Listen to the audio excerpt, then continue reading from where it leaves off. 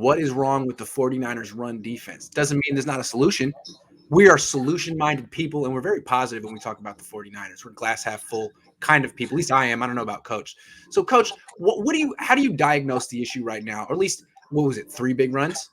Like a 16-yard run, a 20-yard run, some gashes between the tackles that didn't hurt the Niners. Yeah, but the thing, if you look at it, it actually happened.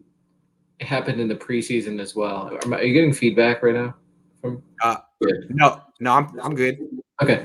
The issue is it happened in the preseason as well. As I think I remember the first play of the preseason, right? It was like a 10-yard run, a 10-yard run up the middle. Because I think it was Greenlaw. He was slow and he didn't fill.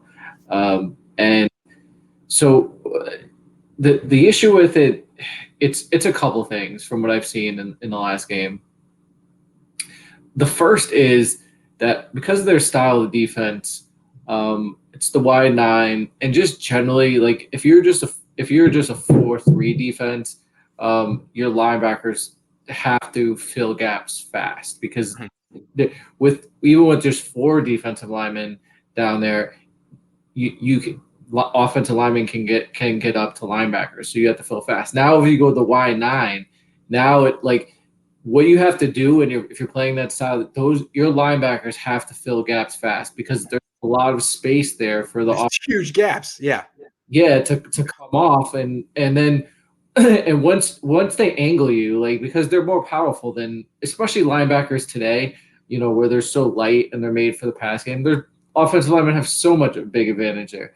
The only advantage that the linebackers do have, it's a movement advantage, okay? And if you're just sitting there and you're an unmoving target, offensive linemen are going to get to you. And so if you look at what the linebackers were doing versus Detroit, they were very slow versus slow to read run, and they were and while they were reading for a run pass, they were kind of just sitting there. And that's just going to leave big holes and lanes for an offensive lineman to create. And some of that, maybe the style of the NFL. Like on my level, in the high school level, like I want to kill the run fast. I want to kill it. It's my first thing I want to do. But on NFL, it's so pass oriented. They might be trained to read for pass first, but it hurt them. And that's definitely what the wide 9 is. It's definitely like play the run on the way to the quarterback. That's what they say. So that's what it is. Yeah. It's kind of a gimmick system unless you have some seriously unmovable people in the middle. Do you think Javon Kinlaw will fix the run defense just if he returns? He'll help, but I don't know that it'll, because it's not just again, like I haven't even listed anything with all defense. That's a linebacker issue right there. And even if Kinlaw is doing his job, that's not going to solve everything. And the next part, which he will help, is the interior of the 49ers defensive line. It wasn't just a double team, so that they were getting double teamed and having some issues there with double team and not being able to get off. But then they were just getting reached. Kerr was getting reached. Like his problem was he was getting sealed off, like screened off in basketball. Yeah. Yeah. So guys, if you don't know what a reach is, if I'm in a gap, okay, I automatically have leverage on that gap. Okay, leverage on the offensive lineman, and getting reach is when the offensive lineman is able to get around me and get into the gap, even though I'm in it. Right. So his shoulders are perpendicular to the line of scrimmage, and he's essentially walled you off. Yeah. So we always say as defensive line and defense, you should never get reached. You're in the gap. Like you already have an advantage. Like you should never get reached. Kerr got reached.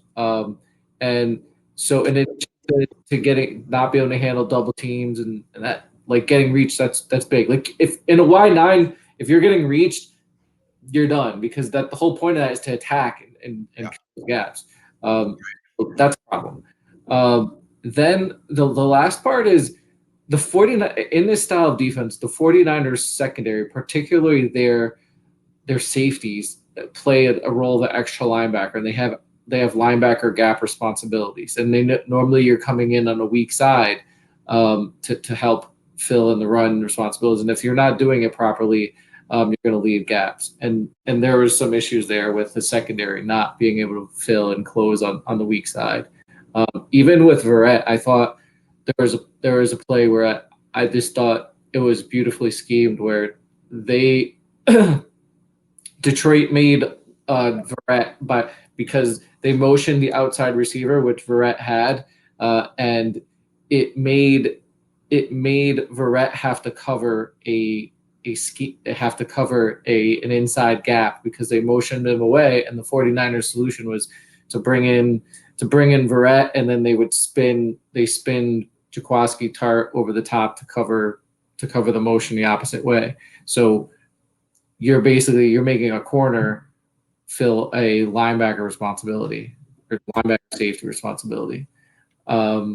So those three things combined, that's what kind of hurt them in the run game. And Javon will help, but the linebackers have to do a better job of diagnosing and then filling for run. And I think I was thinking about this. Maybe if they're going to get gashed this year with the run and it's going to hurt them, maybe long-term solution is you get two big guys in the interior and you two gap in the interior, and kind of like that Ray Lewis defense of back in 2000 where they just put Sam Adams and I forgot who the other guy was, and they just put him in the interior and it's like, hey, you guys just plug the run and let the linebackers run. So maybe I don't know if Kinlaw's knee gets right, but maybe you just find two big run stuffers, you put them in the middle and you two gap, and then they already try to do. That's their problem. That's what it's required. That's what Kinlaw is there for. That's what DJ Jones is there for. It's not. I mean, Kentavious Street was a defensive end. Eric Armstead's a defensive end. Kevin Givens is 285 pounds. You're right. They need more guys who are like the size of Vince Wilfork. Well, it's not just more guys that are size. You need capable guys that are. Of course. Right. All right. Judd Hunt says, "What does Dre's groin injury mean for us long term?" I think the linebacker, they have really great linebacker depth. I mean, they were able to trade away a guy in the preseason who had a really good preseason. There's two areas in this team. I've said it again. It's where you don't have to worry about if is linebacker and running back. Like they find them and they plug them in and they play. Yeah. I do think one thing there though is like Azeez Al-Shaair looked just as good as Dre Greenlaw, but teams that can get the Niners to play their base defense, never really been that impressed with Demetrius Flanagan-Foles.